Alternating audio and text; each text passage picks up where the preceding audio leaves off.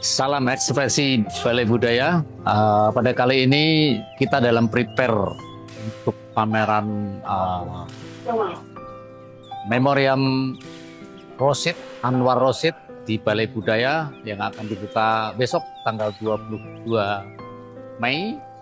Dan kita pada hari ini sedang mendisplay dari sekitar 300 karya lebih. Untuk itu pada hari ini kita kedatangan tamu yang cukup jauh dari Magelang, Mas Yoyo Priyo. Yang punya Borobudur?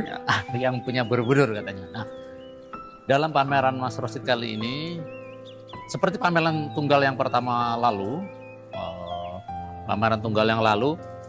Mas Rosyid sudah melakukan pameran dengan judul Telat Yuyu. Cukup menggelitik. Dan pada hari ini ada tambahan Telat Yuyu Libido Remi Fa Sol. Wah, tentunya ini saya menyebutnya dalam tulisan saya adalah Mas Rosyid ini seorang musisi visual. Wah, ini Mas Priyo akan memberikan tanggapan atau testimoni tentang Mas Rosyid karena beliau juga sangat dekat dengan Mas Rosyid. Mas Rosyid. Kalau tadi disebut Libido Remi Fa Sol, tak tambah Remi Fa Sol La Si Do dan kembali ke Libido lagi. Karena orang yang kedemikian santun, terasa alim, kalau dibilang nakal, kenakalannya di mana ya? Ternyata vulgaris daripada kaum feminin digambarkan dengan kiasan ada fabelnya, ada burung bangau yang biasanya mengasuh bayi. Ini bayinya menjadi dewasa dan karena cantik sampai dewasa nyaman dalam asuhan sang bang. Kalau ada pepatah setinggi-tinggi bangun terbang masih tinggi kapal terbang.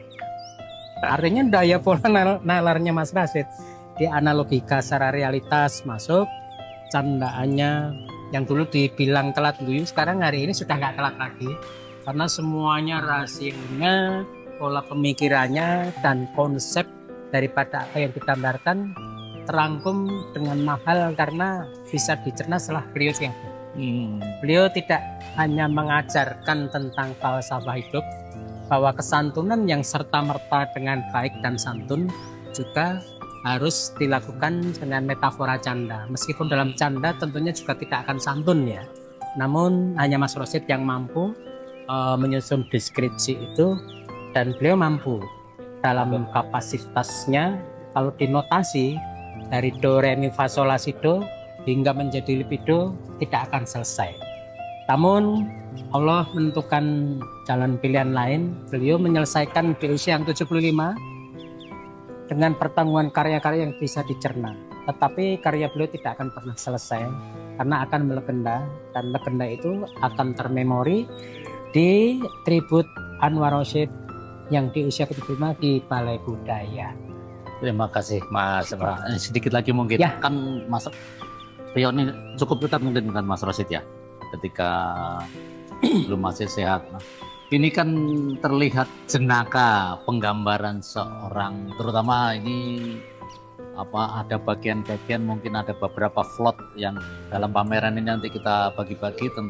Salah satunya contoh misalnya tentang sarkem gitu, tentang tentunya ini diolah secara jenaka dengan bahasa visual libidonya. Ini kira-kira ada pernah pesan apa atau pernah dibicarakan tentang kejenakaan seorang Rosyid?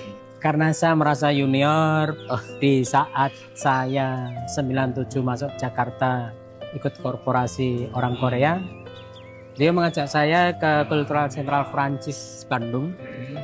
Itu kalau melihat orang cantik menggiring dalam opininya, itu loh Dek, bahwa hidup di Jakarta tentu butuh sebuah keindahan. Dalam metaforanya dia mengatakan indah itu tidak menunjuk kepada orang si A si B-nya, tapi Dek, kita minum dulu di kedai yuk. Ternyata yang di kedai itu orangnya cantik.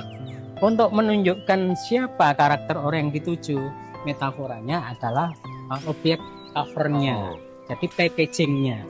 Sebelum melihat apa yang di packing itu, ternyata sebuah anggur yang menarik itu kemasannya.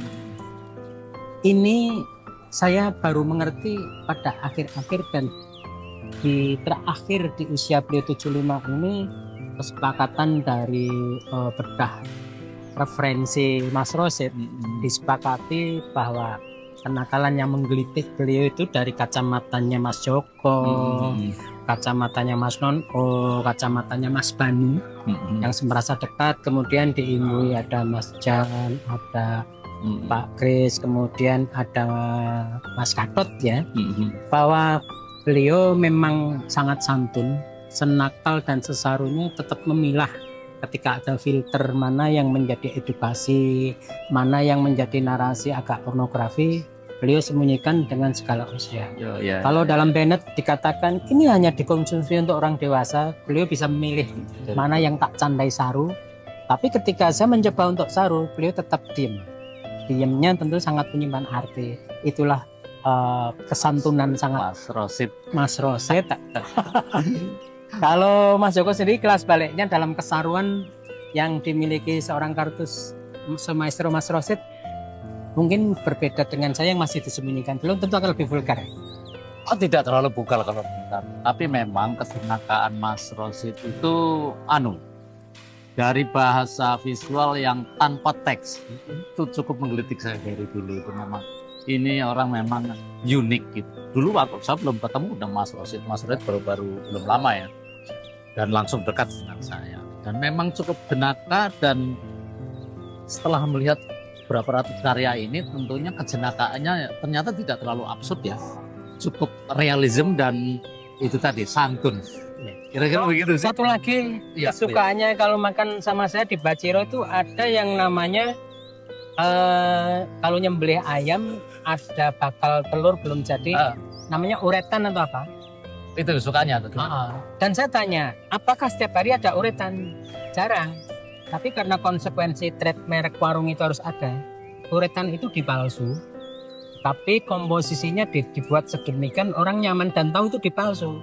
Nah, Mas Rosid dalam hal mengkonsumsi yang palsu aja bisa dinikmati kok, apalagi yang asli. Hebat kan?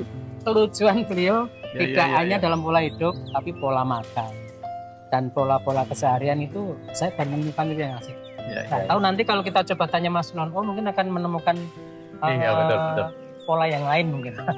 Luar biasa. Baik Mas Ayo, jadi Mas Rosid itu sudah tidak ada tapi tetap masih menghibur kita. Saksikan besok Memoriam Anwar Rosid tanggal 22. Balai Budaya yang akan menjawabnya di Tribute in Memoriam Rosid Anwar.